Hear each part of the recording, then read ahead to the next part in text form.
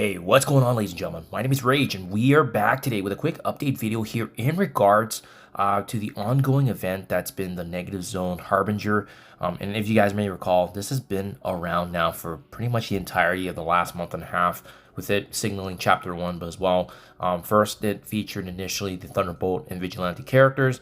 And as you guys know now, it is also now featuring accursed characters to be used as part of the Harbinger featured stuff. Now, I want to make a separate video on this because I missed this in the last week because obviously they've added 4 additional chapters, 4 additional nodes since the first 8 node inclusion.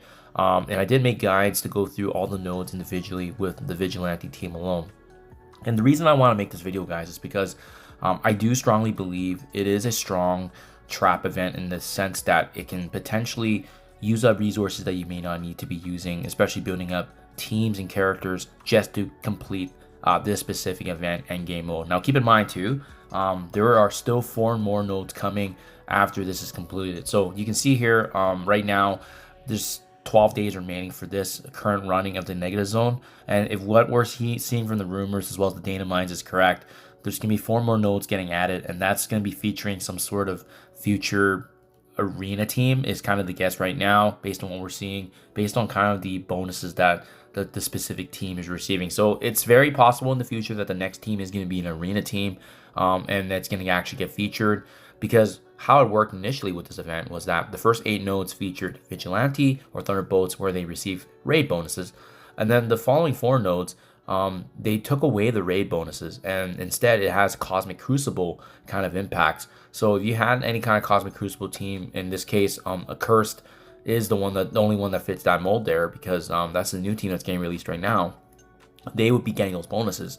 And then lastly, what we're seeing right now is the last 4 nodes, which hasn't been released yet, is going to be arena focused. So the reason it's a trap event, guys, is because we are seeing folks, pile into resources, and even just to showcase for you right now, I'm working on mission 11, and obviously there's only 2 nodes left, but you can use everything that's in from the Chapter 1 Harbinger. So that's Vigilante, that's the Thunderbolts, and like I said earlier, that also includes members of the Accursed team, because you can see Mortal and Juggernaut getting included here, but obviously Santana, Helverine, Hood, we don't have access to those characters yet, but they're going to be gaining those bonuses, which can actually get through these nodes even easier. Now, the issue here, guys, is because you also have to take a look at what you're getting out of this versus your investment, right? If you're already naturally building up all these teams, Thunderbolts and Vigilante, obviously we need them for raids. So that's been definitely a welcome addition, because if you already have value from that in raids, well then this is just a simple participation exercise. But if you're like me, where you're still building up Thunderbolts, because I can actually get through the bio section for Chaotic Storm without them right now in my raids, and we don't have a curse yet. Really, the only team we have access to is Vigilante, and that's how I've been doing it right now. My Vigilante is quite built up because a few members are already coming into with me for Age of X. Obviously, that opportunity to get Professor Xavier along the way, in addition to them being needed every day. But you also need to take a look at the rewards, right? What exactly are you getting from this game mode when you finish all the time rewards? And is that worth it in the long haul in terms of the investment that you're putting into these teams and characters? That's kind of the question you have to ask yourself. What is unique with this specific event anyways is that you are getting Quasar basic awakened ability materials. You can see I already did the run already one time, so that's why I have 100 mats right there. So you do it a second time, and that'll give you the extra 100, which then is going to give you the upgrade there for Quasar for his awakened basic ability. Now, I do want to point this out as well. As you can see, he hasn't been built up fully yet, but you can just take a look at what exactly are you getting from the awakened materials. Well, you're going to be getting bonuses specifically coming from War, right? So on War offense, he's going to flip Disruption. And then as well, he's always going to steal 10% from the primary target. So it's a pretty strong basic awakened ability, don't get me wrong. But what we've seen anyways from the past is that even though we missed this, even if you're not able to capitalize on this right now, while this event is here for still the next week and a half, there's usually other opportunities to come into the game where you can get access to this later on, whether it be maybe accessible in the Intel store, maybe it'll go into the seasonal store once everything kind of is said and done with Chapter 1. But that's just my 2 cents. Aside from Quasar's awakened ability materials being the reward here that's unique, I mean, everything else you can get in the game, right? Diamond Orbs, ISO 8 Purple, Training Materials, Gold, Crimson Gear. And it's not like there's Gear Tier 20 pieces that are specific to just this game mode. So this is my recommendation, guys. Right now, I'm just trekking through it. I'm using Vigilante day in, day out, just doing my attempts and doing my attacks. Node 11 and Node 12 are the hardest ones because of several key opponents that we're up against. Mephisto is the big one for Node 11. He's really hard to get through. Once you get through him, it's pretty straightforward. And then Node 12 too as well. We're dealing with Apocalypse and a couple of Thanos endgames that do prove to be challenging, but it took a couple of tries there. So that's also why I haven't made videos on them, because to be honest, the first 8 nodes we can one-shot all of them, but depending on how many attacks we take, I don't know if it's gonna be worth your time to watch me, attempt a node 3 or 4 times.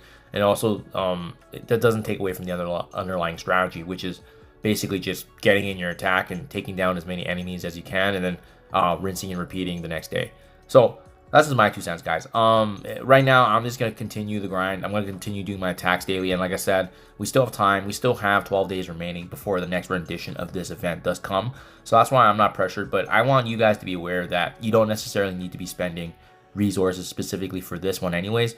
Maybe the next one, when we see the last 4 nodes, we might have to make a decision in terms of whether or not that arena team is going to be something we want to invest in. Reason being is obviously arena is very, very important, and one of the few ways that you can actually earn power cores every single day, right? So that is a specific kind of incentive if there is going to be a team that comes to that mode. But like I said, everything's speculation. Everything is just in the data mines. We don't really know until official confirmation's been made from Marvel Strike Force and Scopely themselves. So in the meantime, wait and see approach as per usual. But in my opinion, guys, if you're in a similar boat to myself, just continue trucking along with your Vigilante. Do your attacks daily if you're able to participate when you have time, and no pressure. There's still over a week and a half to actually get this done.